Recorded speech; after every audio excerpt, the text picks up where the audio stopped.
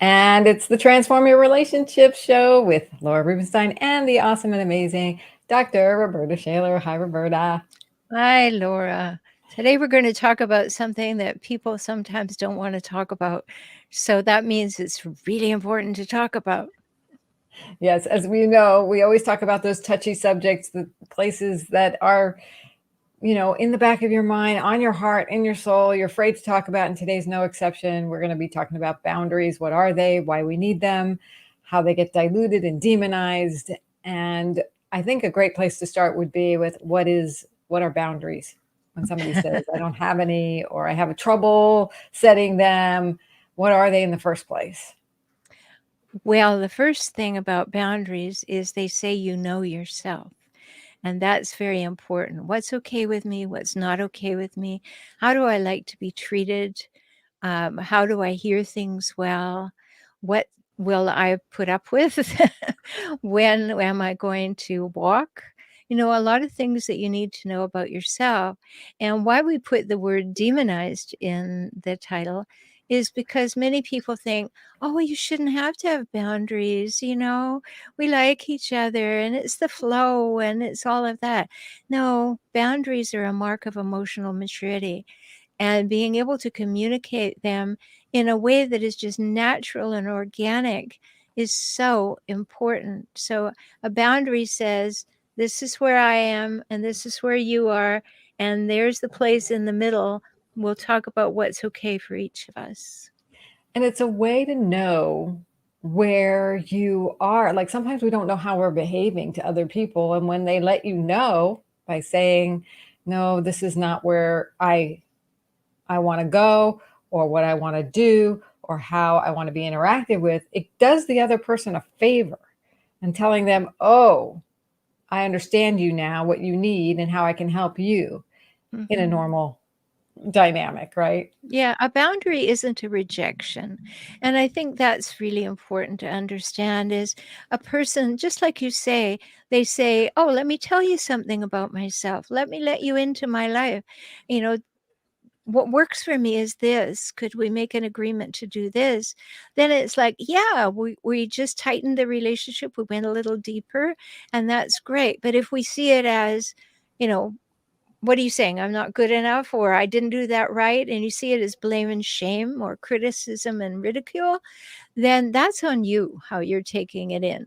And that's a moment for you to look at. In last night's podcast, I was talking about the perfectionism and how perfectionism is really not the issue, in my opinion. The issue around that is that we become interested in perfectionism to avoid rejection. And so this is another thing. We may feel a little rejection when someone says, I prefer this. And if you do that, that's just an indicator that you have work to do, that you have some things in your past that are unresolved and would serve you really well to have a look at them and make new decisions about them. So we get a little afraid of boundaries because they have that sort of element of rejection that some people feel, and then that feels mean and it feels like unaccepting, and we go into those places, and it really isn't. It's the ability to deliver a boundary in an appropriate way, not yelling and screaming and you must and you have to, but in an appropriate way. And then to be able to receive that boundary, even ask a question about it, say, okay, I see that, as you so rightly pointed out, is something that will help our relationship get deeper. Yeah, and it creates that safe space for both people. One person knows that they say, hey, this is what's safe for me. This is what I want. And the other person accepts that and honors that. There's an element of trust and safety. And therefore, like you're saying, deepens the relationship for sure. And you don't have to set boundaries in every relationship. Some of them are not necessary. You don't have a deep relationship with the person. You don't intend to deepen the relationship. There's no need to set boundaries. You just vote with your feet. But if you're in a tight relationship that you want to continue, or you want to see if it has value to continue, you definitely need boundaries. Yeah. So boundaries are a way of communicating what one needs, the way of knowing, and you need to know yourself and know when you need to say it. When do people need to come up with boundaries? I mean, yes, you said when you're in that kind of a relationship, but when in the relationship do you do this? Well, when you notice that you feel miffed or put down or unhappy or dismissed or discounted or something happens and you realize, oh, I've got a visceral feeling about that. And I look at the relationship and yeah, I felt that way several times. Then you have a conversation with yourself about maybe I need a boundary. Maybe I haven't expressed what works for me. Or conversely, what doesn't work for me. And then you start thinking about setting a boundary. And I think there's all kinds of times we can use it, even in not deep relationships. I remember when I was even starting to date somebody and they showed up late, and like I had that feeling of miffed, and I better let this person know that this is not okay with me on a long-term basis, right? It's like I just want to start off on the right foot and make sure we have a good communication in our relationship. So I said like, hey, if you're going to be late more than 10 minutes, would you be willing to call me?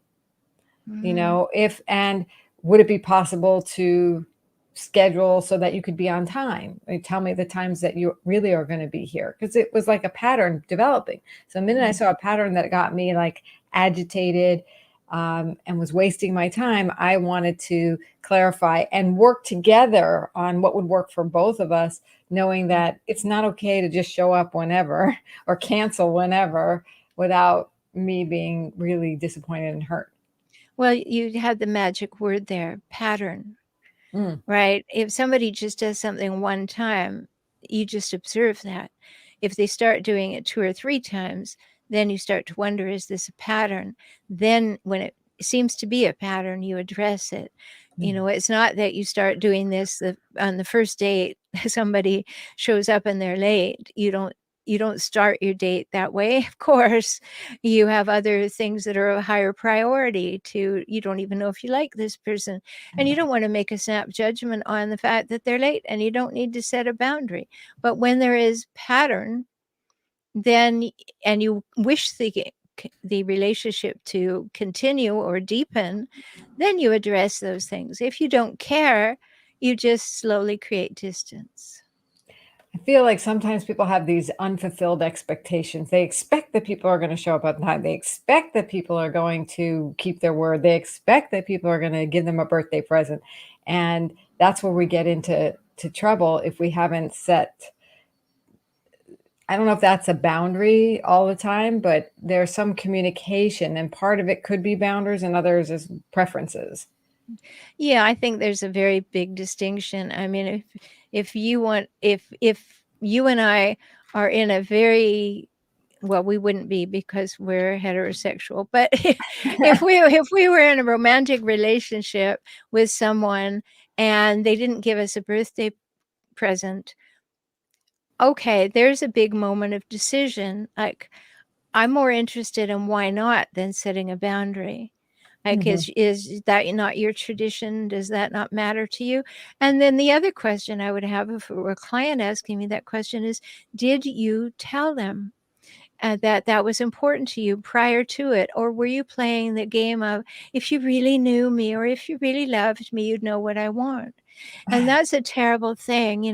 I had a client once who had come for a while, and as she was leaving, she said, "Oh, it's my birthday next week." And I said, "Oh, that's great. What would you like to happen for your birthday?" And she told me. She said, "Well, in the best of all worlds, he would remember my birthday.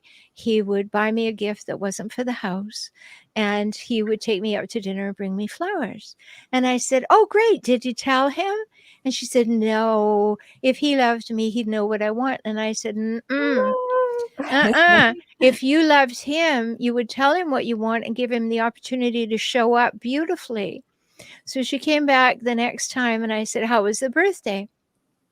And she rolled her eyes and she said, "Well, he remembered and he brought me flowers and a present." And I opened it and it was an electric fry pan and he asked me, "What's for dinner?" And I said, "So you didn't tell him, did you?" And she said, "No, if he really loved me, he'd know what I want." I said, "No, you got the birthday you asked for, girl." Take And responsibility. she Yep. was so upset with me. I said, "You see, this is a prime example of what goes wrong in your relationship over and over and over. You have unexpressed desires or needs or thoughts or boundaries. You don't tell the other person, so they're not mind readers, and your responsibility is in the delivery, and then observe what happens with it. But if you don't deliver, don't make them wrong. It's not fair."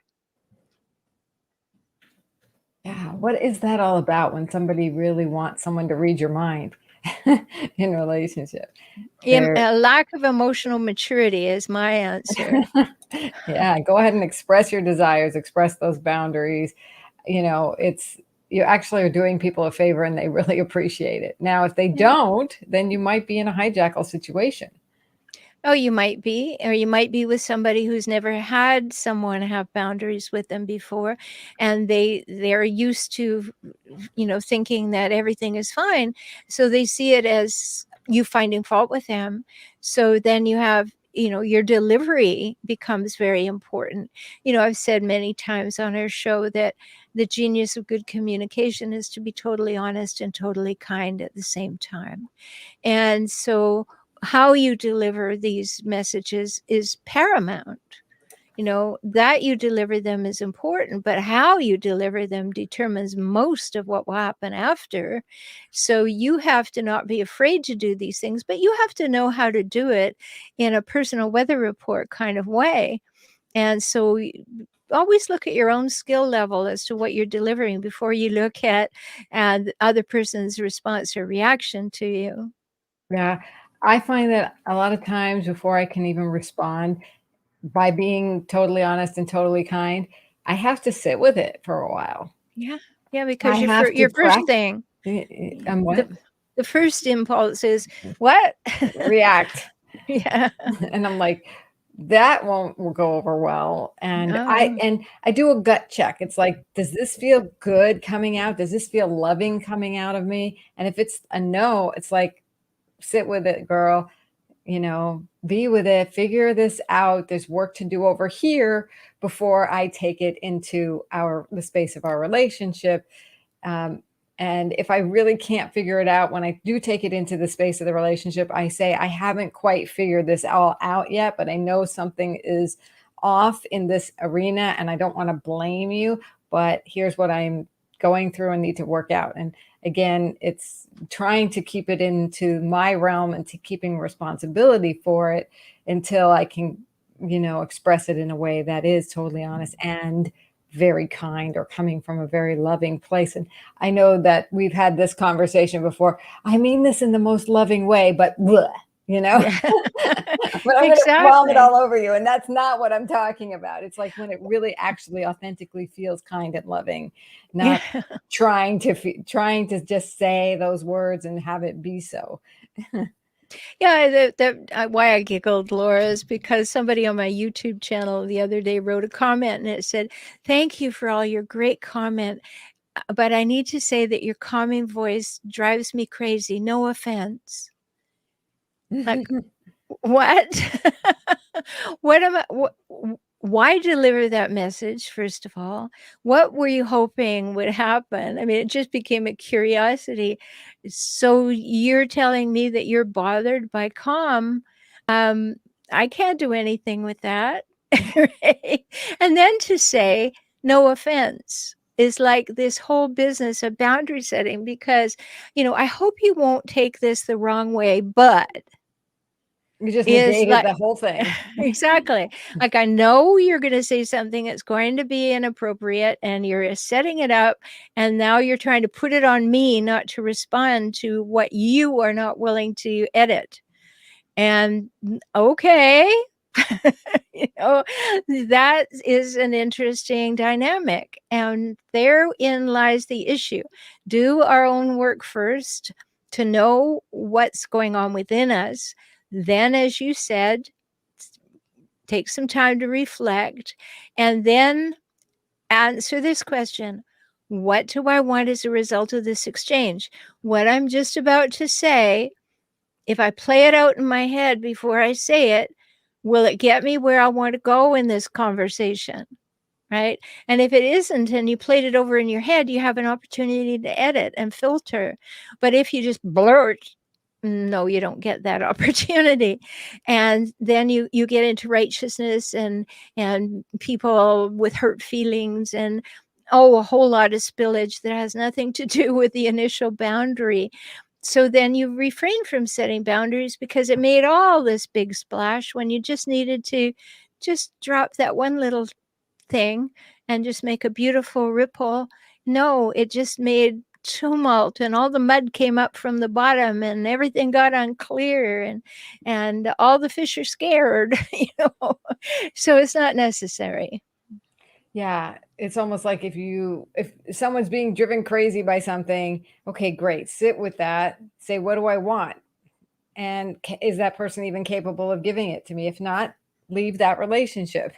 if if they are capable of giving it to me, ask for it, right? It's like you And if always you're have not to, yeah, and if you're not sure if they're capable of giving it, find out. right. Exactly. It's like, okay, so and also, why would you do something like that publicly, when you have the private, you don't want to offend somebody? Why would you say something that is offensive public? It's just weird. Well, um it's not even offensive. It is just personal information. But what's the point? I right. mean, just what was the And point? your point is, Yeah, listen or don't listen. That's up to you. But telling me that you find my voice too calm, this is a fault. I'm well, even unsure if what it is, if it was a fault, like, what do to you want them. for you them? know, Right, for them, what do they want? What was this intention? So much time we're pent up with these emotions. We don't know how to deal with them, and so what we do, what you say, we blurt and we hurt, and there's no resolution on either side other than relief of tension. and yeah. and but you leave in its wake ick.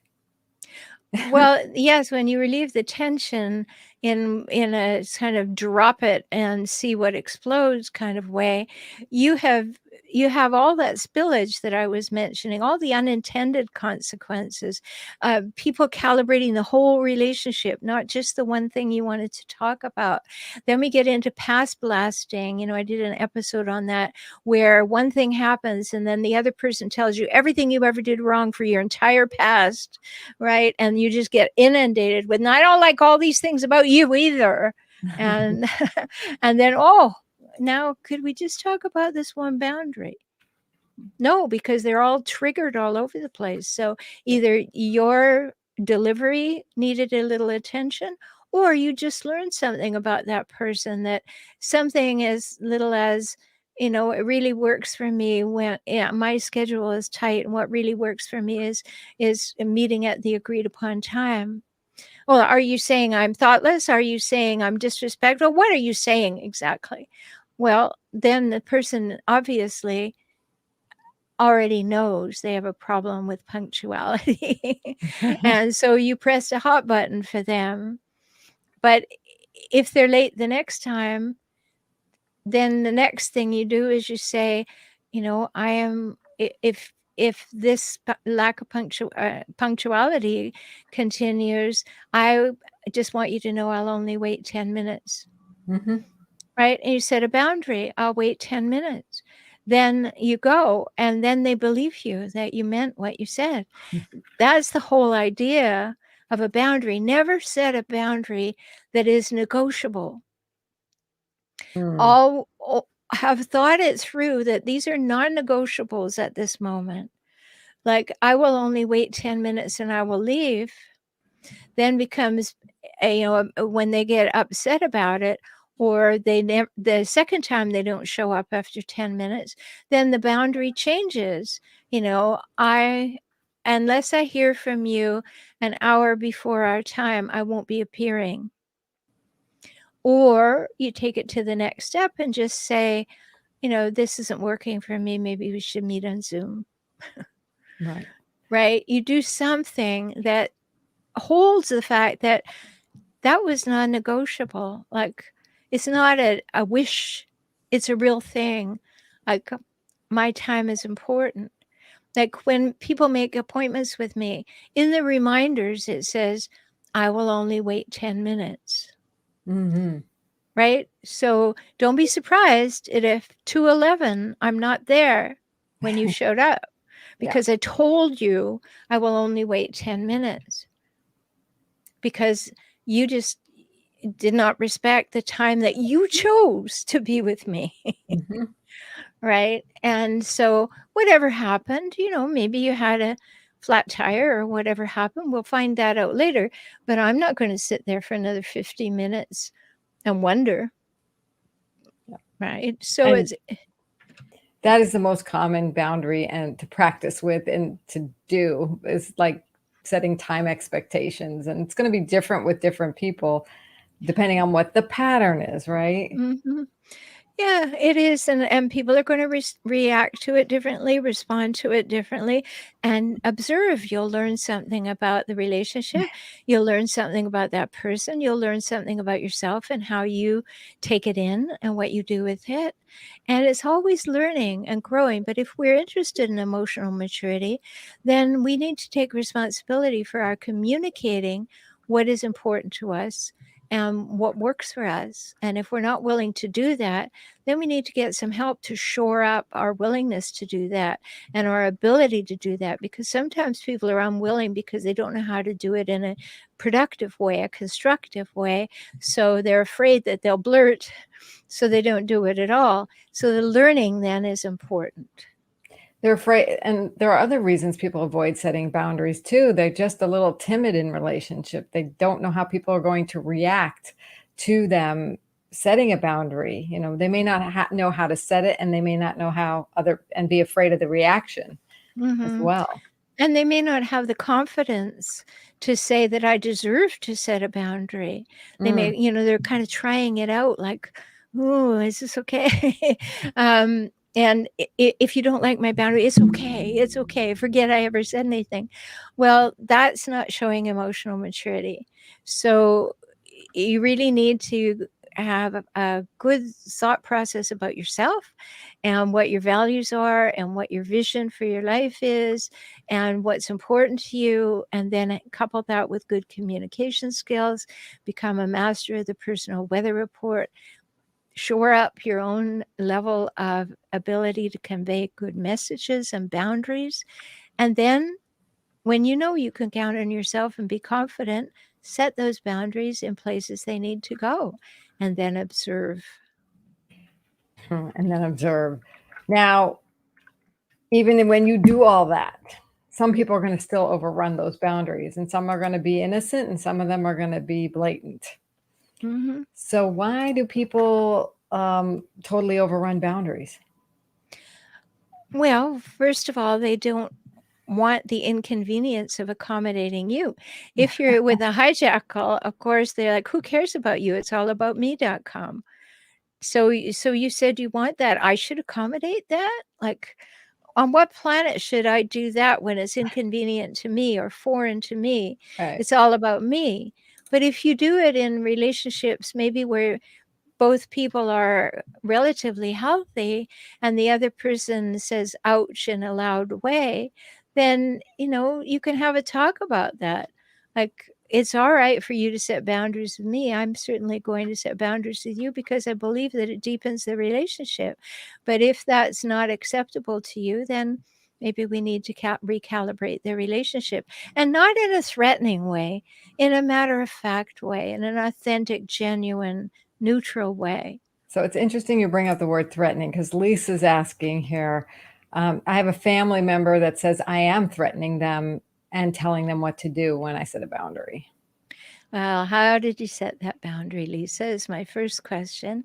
And the second question is, who are these people again?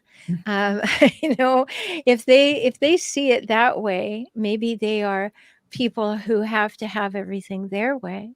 Maybe they're people who believe that they should be loved just because they're breathing and they can behave any way they want. Or maybe they're people who are passive and say, you know, who do you think you are telling me how to behave? And the reply to that is, I'm me. I'm sharing with you what works for me. If you'd like to continue the relationship at this level, we need to be able to talk at this level. This is what works for me, and I hope that would be accommodatable. I hope you'd be interested in it Yeah. because it will deepen our relationship. But if you see it as offensive, I'm sorry, but I will continue to do it. So we'll have to make a choice about this relationship. That's the big thing. Most people don't like to tell people goodbye. Yeah. So, first of all, strengthen your bottom line. Do you want to be putting up with things that cause you turmoil and concern every time you go to talk to the person because the boundaries are not there or are not acknowledged and respected? Or are you want to set the boundary and then say, okay, these people don't have any interest in my boundaries. I will stop having so much interest in them because it doesn't serve me. That's the whole deal about being an adult. We get the right to say what's okay with us and what's not okay with us, and other people have the right to go away or stay and go deeper. But if we don't risk it, we could be sitting there all the time feeling like, oh, I've got to go to the family and they're going to behave in these ways. And now that I've mentioned it to them, they're probably going to be worse about it. Why would I do it? And maybe I have to wash my hair that day. Yeah, I think it's about having space for them to accept or reject the boundary, and then knowing so a boundary is not just what you need, but it's what you need and what you do if it's not met. Yeah. What is the choice that you will make if that person cannot meet that boundary? Yeah, and it's very much an inside job. So I think we've given lots of ideas about boundaries, and hopefully everybody listening has learned something about boundaries. I have lots of videos on boundaries at my YouTube channel for relationship help. And always, if you have questions, come on over to the Emerging Empowered community at joinintoday.com. Yes. And Lisa has some more details, and we'll get back to you on that. And definitely go to joinintoday.com to get more insight on how do you manage boundaries, especially when it deals with other family members, grandchildren, and being prevented from seeing them. That would be a really good thing to bring to the community. Thank you, Rhoberta. We will see you next time, everyone. Bye for now. Bye-bye.